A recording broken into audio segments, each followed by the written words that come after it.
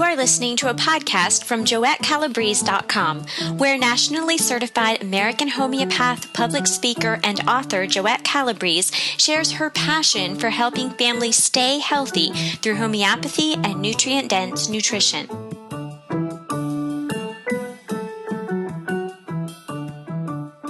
Hello, this is Jendi, and I'm here again with Joette Calabrese. Hello, Joette. How are you? I'm well, Jendi. Here we are again. I think this is the sixth podcast we've recorded. This is becoming a habit. But it's a good habit. And yeah. I did hear a statistic that most podcasts don't make it past about number 8. So we'll see how we do. Okay. We got 2 more to find out. Yeah. I hope the listeners enjoy it and follow along with it and becomes a habit with them.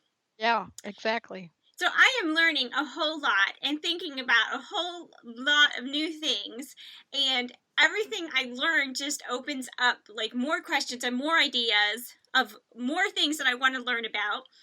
And it is so exciting. We went for many years without health insurance, and I wish I would have known some of this then. So it's just like, I can do this, and that's very exciting for me. I was able to meet a lady at church who grew up on homeopathic remedies, raised her children that way, and it's just like, wow, more and more people, the more I learn about it. Well, I think what happens is that we don't know anything about it. We have never heard the word before. And then once we learn the word and recognize what it is, because most people misunderstand what homeopathy means and what it is, then suddenly you start using the word and you find out there is a whole nother world. It's like what I always said before, it's like, that under the water in places like the Caribbean, it's beautiful under there. You've seen it on television, that there it is, this vast, beautiful world. But it's not until you put that snorkel on and you go there on the surface and hang out over a coral reef, do you realize the depth and breadth of the subject, or the depth and breadth of the beauty and the vastness of what's below the surface. That's what homeopathy is about. It's not until you open up this door do you recognize how fabulous this is. Yeah, and the secret of getting ahead always is getting started. Mark Twain, that's one of my favorite statements by Mark Twain. So yeah, let's get started. So one of the questions that I wonder is, I get the homeopathic remedy that was advised. How long do I use it before I change that remedy? And I'm used to a society that's instant society and microwave society, like they call it, and give me one pill and I'm fixed. So how long should I stick with a remedy before I move to a different one? Yeah, it's a good question. I get asked a lot of questions that demonstrate beginners and even those with more experience, that there's confusion about what kind of results to expect if they use 1 dose or 2 doses or whatever. And when they begin relying on homeopathic methods, now what do I do? And that's really the essence of the question, is people want to know how long they ought to continue with a particular remedy, how many times to administer it, and how to tell if they have chosen the correct remedy or protocol. And, sometimes folks make the mistake of not sticking with the protocol long enough. Other times the error is sticking with a protocol for too long. I might add that the former is the one that's most common. And because most folks get impatient. They say, well, shouldn't it be working by now? I've already given 2 doses. So they get impatient. And they also don't trust their decision on the remedy choice that they've made. They say, I don't know. Is this right? Is it wrong? I can't tell.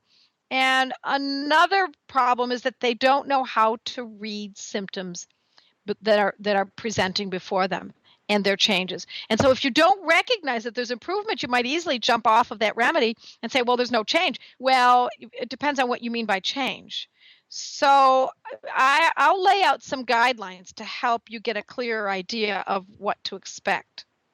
So if we begin with the difference between, first of all, acute illness and chronic. So we're going to be talking about acute. And it's something that's generally, tonight, it's something generally that's short-lived on its own. For example, a bee sting, a sore throat, otitis media, which is ear infections, urinary tract infections, etc. Usually there's a great show of vitality, meaning there's a lot of symptoms, and they present pretty intensely sometimes, such as pain, fever. There could be exhaustion, there could be swellings. But even if you've never treated it, even if you don't treat it, it would eventually and sometimes in short order just go away on its own. If it's more serious, like a very serious urinary tract infection, then it might end up, in something more dire. I mean, pneumonia can certainly end up in death, but it's not a long-term illness. You don't have pneumonia forever. It's an acute, so it has a beginning and an end. But chronic conditions are issues such as allergies. You don't just have allergies and then they go away. Cancer, food intolerances, long-term constipation, long-term anxiety or insomnia. So as you can see, the word long-term is key here when it comes to chronic. But we're going to stay in the realm of acute today because the rules are that we're going to learn today can be used somewhat with chronic, but we have to start with acute just to get a better idea. And I encourage people to treat their acute problems as often as possible. So when treating an acute illness with homeopathy, we should expect to see results within hours, sometimes minutes, or a few days, depending on the type of malady we're addressing. So, for example, with nausea from food poisoning or vomiting, we would expect to see results within hours, meaning the person is no longer vomiting relentlessly. They might still have nausea. They may not be well. They may not be perfect after a few hours, but at least the relentless vomiting has backed off. While with an elongated cough or a sprained ankle or a urinary tract infection, it's more reasonable to expect results within hours or even days. So, for example, with a urinary tract infection, we don't want to wait many days before we say, oh, gee, maybe this is the wrong remedy. We need to move on. But before it's completed, it could take a couple of days. Usually what we see with a urinary tract infection is we see a shift within a couple of hours after taking the first dose. So it would obviously be silly to expect months of treatment to clear up an acute problem, since in the normal course of events, acute conditions would clear up on their own and within that time frame, with or even without homeopathy. So we do expect it to happen fairly quickly. So there are five. I laid this out today, and I wanted to go over this. And there are five main goals we expect to accomplish when using homeopathy to treat an acute problem. The first goal is to alleviate, of course, the distress of the illness or condition. Now, we're not suppressing the symptoms. We're simply we're rooting out the problem. We're not trying to cover up the pain. We're going to get rid of the pain because the illness is going to be resolved as well with the remedy. Number two, to aid the body at regaining health more quickly or more fully than it often can on its own. So even though, yes, many conditions, a bee sting, etc., could be treated or could not be treated, just leave it alone and it just takes care of itself. Eventually, it would just go away. But by using homeopathy, we not only get to the bottom of that particular bee sting, but we're also helping the person build an immunity to bee stings so that in the future, instead of the whole arm being swollen from that bee sting, next time it will be more concise and it won't be as extreme. So we're going deeper than that. And the third accomplishment or goal is to root out the potential for the problem to recur. Or if it does, that it does so in a less flamboyant manner, just like that bee sting. So you might still get the bee sting next time round, but now instead of the whole arm being swollen, now it's a nice, neat, little, tidy little bee sting, and it stays localized. And the fourth goal is to avoid the negative repercussions of drugs and other suppressive treatments. And this is what most people come to homeopathy for in the first place. They want to get away from the drugs and suppressive treatments. They don't recognize that you can also get all these other benefits. And those are all the bonuses. But probably, in my estimation, one of the most important goals, and that which is the hallmark of homeopathy's ability to work on us, is to keep an acute illness from turning into a chronic one. Because if we get an acute illness, such as an ear infection, and we treat it with antibiotics, it is very likely that ear infection will return. And then we treat it with antibiotics again, it's likely to return again. Because we've not rooted out the propensity for ear infections. We've not addressed the essence of the problem. All we've done is killed bugs. I'll get more into that in a little while. But this is where homeopathy surpasses modern medicine, and in contrast, often makes modern medicine look almost foolish. Do you So, mean because homeopathy is so much simpler, so much elegant?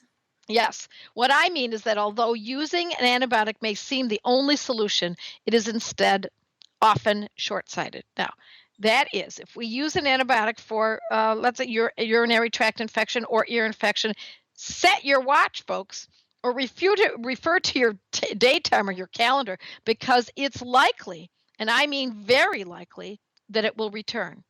And why? Because the infection wasn't cured with the antibiotic. Instead, the symptoms were treated. The bugs were killed. The bacteria were killed. But not all of them, and when they mutate and come back for that next skirmish, they return with more virulence. It's not unlike, using pesticides on our garden. Those of us who don't want to use drugs certainly understand the importance of organic. And when you use pesticides on the garden, it kills the bugs, but it weakens the plants and makes them vulnerable to further decay and problems. And the bugs recognize that weakness and take advantage of it. And those are exactly the plants that are gone after by the insects. Same thing for a human. So, one of the greatest threats to our health, I believe, is that we are susceptible to more serious conditions after the use of drugs. One lone urinary tract infection too frequently turns into repetitive urinary tract infections, met by a course of antibiotics that suppresses the symptoms and drives the illness to a deeper state. And sometimes after years of these kinds of treatments, we see interstitial cystitis. In fact, if you know anyone who has interstitial cystitis, just ask them their history. The history almost is a slam dunk for repeated urinary tract infections met with antibiotics. Had the antibiotic been foregone the first time, and instead homeopathy had been used, the one and only UTI would have been just that, only one UTI. By offering a drug, this is the way I see it anyway, by offering a drug when you're sick, it's like kicking the person when they're down. It's an oversimplified method, and now in the last few years, with increasing evidence, it is known even in conventional medical circles that it is a dangerous one.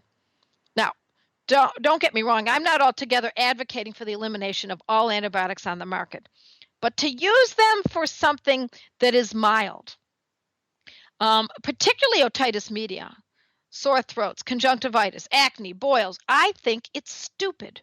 Yes, stupid. It's not a word I use very often. It reminds me of grammar school, but to be honest, it is.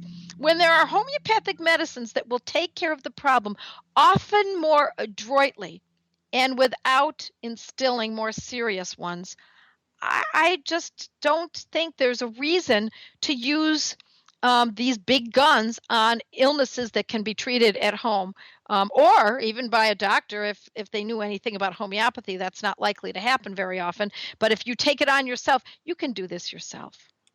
So actually, I think we've gotten a little bit off track here, haven't we?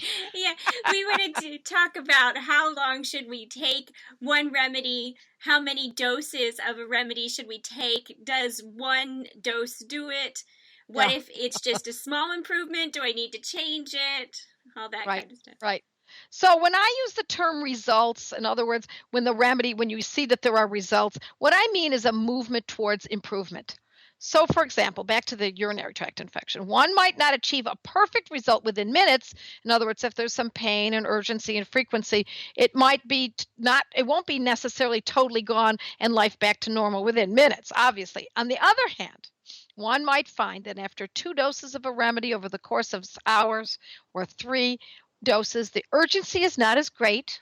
Okay, so we're getting results and the pain has minimized. We still have a urinary tract infection. This is not a magic wand. We're reversing and rooting this out. So this is an indication that the remedy is working. But we don't stop there because we're not done. It's that simple. So now what? Well, this means the remedy is acting, but it has not completed its action and ought to be continued until it has done so. Or Let's take even an acute rash for an example. We'll use something else so that we can use this across the board. Maybe an outbreak of, let's say, contact dermatitis from using a really strong detergent that you wouldn't normally use, and now your skin is all broken out and it's itchy and it's going on for days, maybe even a few weeks. Something that you don't experience daily, but here it is. So results in a case like this would often mean that after a few days, the rash is still visible after taking the correct remedy, but the itching has become less intense. In this case, I would continue with these remedies until the rash was fully healed. But I might reduce the frequency. So instead of using it, say, every 3 hours, because it's not so extreme, instead, I might use it twice daily. And that's really, I know that's your next question, because we've actually have a little key here as to as to where we're going with this. You wanted to know, so how many doses ought I use? So generally speaking, the number is about 4 doses, but this is only to make the determination that it is the correct remedy. Remember, this is considered an acute condition at this point, and that means that if by the 4th dose no improvement is seen, the remedy ought to be abandoned and replaced with another. So the reason to count those 4 times is to determine whether the correct remedy has been chosen. So once you've made that determination, because symptoms are abating, that's when we stop counting. We don't use numbers anymore. Now we just use it as needed because we've determined that it is correct. From this time forward, you simply continue offering the remedy until the job is done. That's Buster the bad office dog. I don't know if you can hear him there, but I think I have a pretty good example. This week I had a sore throat, and so I went and got the cold calm, and I actually took 3, like every 15 minutes, and then my throat felt better, and I got sidetracked and I forgot about it. But then the next day, it was kind of sore again in the morning, so I took it again. Yes. But then I wasn't sure, should I go ahead and take 4 the next day, like do the first thing again? No, you're not counting anymore, because you know the remedy's acting. You know it's working. You've already seen results, so don't count anymore. Now just use it as needed. Now, if that sore throat was horrendously painful, you might take it maybe every 30 minutes. I mean, if it's a child and they're screaming with pain, every 30 minutes is acceptable. As the child calms down, now we go to every 3 hours. And if it's still calming down even further yet after a few doses of every 3 hours, now you go to, say, twice or 3 times a day. So you're always looking for the opportunity to lessen the number of times you use this. You see, the misunderstanding, I believe, often, especially in those folks who are new, arises when folks get the impression that homeopathy is like a supplement and that it needs to be taken forever. But that's not so. Homeopathy has nothing to do with supplements. Its goal is to put the problem to rest, which means that your remedy should continue being useful and put to task until the job is done. And at any time there's wellness, the UTI or the rash is gone, then, of course, logically, you stop using it. You don't continue on for the rest of your life.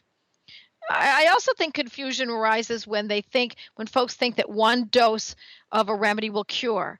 Those are the stories that we love to tell because they're fun and they're dramatic, and it can happen. But it's more likely that it will take hours, if not days, of repetitive use of the remedy. So if improvement is realized, even in a small amount, don't abandon the remedy choice. Continue with the 5th dose and 6th dose, etc. So you're really not counting. I'm just giving you kind of an example. And as improvement ensues, the space between each episode might be better placed approximately every 6 hours or every 12 hours. In other words, we use the remedies when needed. As the symptoms return, the gentle stimulus is used to move things along. That makes a lot of sense. That's very helpful. So how fast should I expect to see results? First, let me give you something that I think is a writer-downer. And I know that many folks who listen to these podcasts are doing so on their walks in the morning and in their car. But if you can write this down, I know you'll find this helpful in the future to help you know if your remedy is working, if it's acting. And then that will determine how often to use it. Here is the criterion for knowing if the remedy is acting.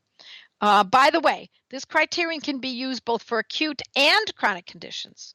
So here's the criterion that needs to be met. If 1, 2, or all 3 of these criteria are met, then we know that the remedy is good and it's acting properly. The first is that the symptoms are not as severe as they were when you first started, before you started taking the remedy. If the pain, for example, of the urinary tract infection was a whopping 8 on a scale of 1 to 10, and now after using the remedy, it's a 4, then we know it's going in the right direction, and we're set. That's a good way to get started. The second criterion that we need to incorporate is if the symptoms last for a shorter period of time. In other words, that pain may not last for 3 minutes after urination like it did before. Now it only lasts for a few seconds or so. Beautiful. We're moving in the right direction. This is how we know. And the third is that there's a larger space between each episode of the painful urination or urgency. So if it was happening that someone was urinating every 5 minutes and now they're urinating every 3 hours, we are definitely moving in the right direction. So if all 3 of those are met, it's a slam dunk. If it's even only one of them is met, it is an indication that we need to stay with that remedy. When we are watching our children and they can't really tell us the pain because they are a small child, we just watch the symptoms and the amount of time. Right. That's right. So with a child, you're always observing. You're better off not asking and just observing. And this certainly hones our observational skills. And it really is the watchful eye of the mother that picks up on all this. Anyone else who hops in and comes to visit, a friend or something, they may not see anything that you've seen because you've been watching and you're recording this. So remember, I'm going to repeat this because I think this is so valuable. And I've never seen this in a book anywhere. I'm not even sure where I learned this. So symptoms are not as severe. So if it's pain or if there's itching or something like that, and it was an 8 on a scale of 1 to 10, now it's a 4. It doesn't have to be exactly that, but even if it was an 8 and now it's a 6, we know that we're moving in the right direction. So we stay with the remedy. But also if the symptoms last for a shorter period of time, that is, the pain may not last for 3 minutes after urination, but for only a few seconds or so. And the third is that there's a larger space between each episode of the urgency or pain. Now, remember, we're using urinary tract infections as our prototype here, but you can do the same thing with itching of a rash. You can do the same thing with pounding of a headache. You can do the same thing with the swelling and pain of a bee sting. So then there's the speed with which the remedy acts. Here's another general rule of thumb. The more intense the symptoms, often, not always, but often the faster the remedy acts. For example, that bee sting, again, that is very severe will often respond within minutes to up to an hour. Now, it's not going to get rid of the swelling, but the pain and the freaking out of the person who's had that experience. The child is now outside running around. After only 30 minutes previously, he was freaking out in your arms with pain. That's how you know that you've definitely chosen the correct remedy.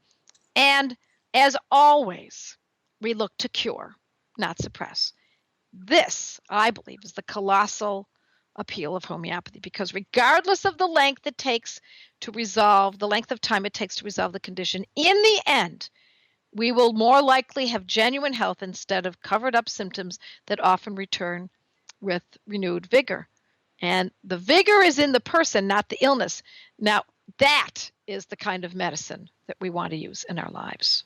So how long do you think it'll take me to learn all this stuff? That I won't have to constantly look it up online or in a book, that I will be able to have it in my memory and know what to do? Well, I will tell you that it's a great idea to go online, and that's why I put that blog out there so that you can learn this stuff yourself. But and you will be using books and other people's ideas for quite some time. But it doesn't take long to fine tune your observational skills, and you'll soon be able to pick up on the signs that improvement is ensuing, because wellness leaves hints. It leaves little clues. Clues? What do you mean by clues? Well, you'll see that your child's sleep is restored even though he's not yet 100%. You'll see that she has more energy and she's not as needy. There are signs that it's likely that the remedy is acting. And I teach my students to keep a file on each member of their family and keep notes with the date, of course, the chief complaint, and any other pertinent issues. And then, of course, the remedy that you chose. And after the remedy is acted, it needs to be logged. You want to know what remedy you used and how many times, and just get a little idea within a sentence or two. And this information will become your record that will serve you when dealing with your child for the rest of her life. It's surprising how often certain things are repeated, whether it's her or her sister. So I say one of my little hints is don't keep a book for each family member or even for the entire family. You'll often be without that book. Instead, just get different colored file folders. Pink for your daughter, blue for your son, brown for your dirty dog or something, And that way, when you're away from your home, you can easily write it out on a paper napkin or a little sheet of paper with the date on it, what happened, what you used. And then when you get home, you just toss it into the file, and now you've got it forever. And it keeps very good records. Thank you so much for all the information you have shared and for the clarification on the finer points of when to use the remedies. And you even mentioned that the 1, 2, 3 things to look for are not in homeopathy books. There is so much that we can learn through these podcasts. Is there something else that you think would be valuable to our listeners to wrap up this podcast? Yes, I must hear every day, and mostly from mothers and grandmothers, that they don't want to use drugs. And then what follows saddens me, sometimes even angers me. But they say, I didn't want to take the drug, but I didn't know what else to do. And the part that angers me is that homeopathy was a threat to conventional medicine back in the 1940s. It still is today.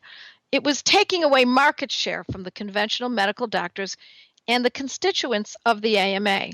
And as a direct result of this, it was systematically, and I hate to sound dramatic, but it's really true, annihilated through a well-funded, well-organized, and well-executed smear campaign. And as I said, it continues even today.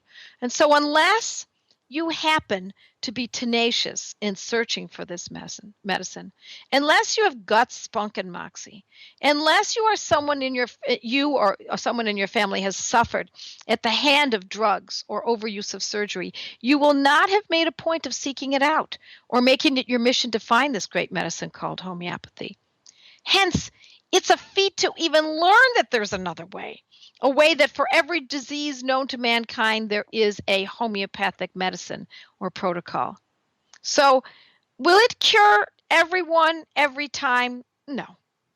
But if the remedy is chosen correctly and the principles are observed, and you have a burning interest to keep your charge and yourself away from the world of drugs, homeopathy is a viable, sophisticated, elegant solution, particularly for families. Because once you learn how to treat an ear infection for one baby, you'll know what to do for another and another. And it's likely you'll never forget it. One illness at a time, one child at a time, one pet at a time, you'll become the healer in your home. So there's power in words in general. The words, I don't know what else to do. It means I can't. There's power in that word. It can't be done, says modern medicine. You can't cure strep throat without antibiotics. You can never cure allergies, they say. There is no way, says the doctor. But I submit to you, don't fall for that canard. This kind of thinking holds you at bay, never allowing you to enter the great oceans of life. It keeps you from moving forward or even trying, and it subjects you to forfeit yourself to drugs. My message is that you can cure your family of what appears to be incalcitrant conditions. And again, I'm not saying that every illness can be cured, but you might be astounded at how many illnesses and conditions you'll wipe out of your home, many of which confounded the pediatricians and family practitioners in your life. You'll know what the doctors wish they knew, but will not. And speaking of Mark Twain, I kept this little quote. He said back in 1890 in Harper's Bazaar, he said, the introduction of homeopathy forced the old school doctor, he's talking about conventional doctors, to stir around and learn something of a rational nature about his business. You may honestly feel grateful that homeopathy survived the attempts of the allopaths to destroy it. Now, of course, he didn't know that indeed 50 years later, the allopaths did end up destroying homeopathy. The marketplace really did that. So I'd like to mention that, anyway, my promise to you is that once you know how to put these pieces of the puzzle together, it presents in a tidy fashion and works admirably. And this way of thinking will keep you from feeling as though illness is implacable. Instead, when presented with illness, you'll approach it nimbly and eventually with confidence. So, by the way, I want to mention that given the depth of the subject that we've been writing about on this blog, on this podcast, we'll have written a blog with some of the same information and a little slightly different, so that you can get a more in-depth understanding of it, and that will come up in the next few days after this is placed on our website. Thank you, Joette. It's good just to know that there are options, and it gives hope that we can have a good and a healthy life. Yes, and it's certainly worth the effort. Happy New Year, Jendi, and everyone. Now get to curing your family yourself. Thank you for listening to this podcast with Joette Calabrese. If you liked it, please share it with your friends.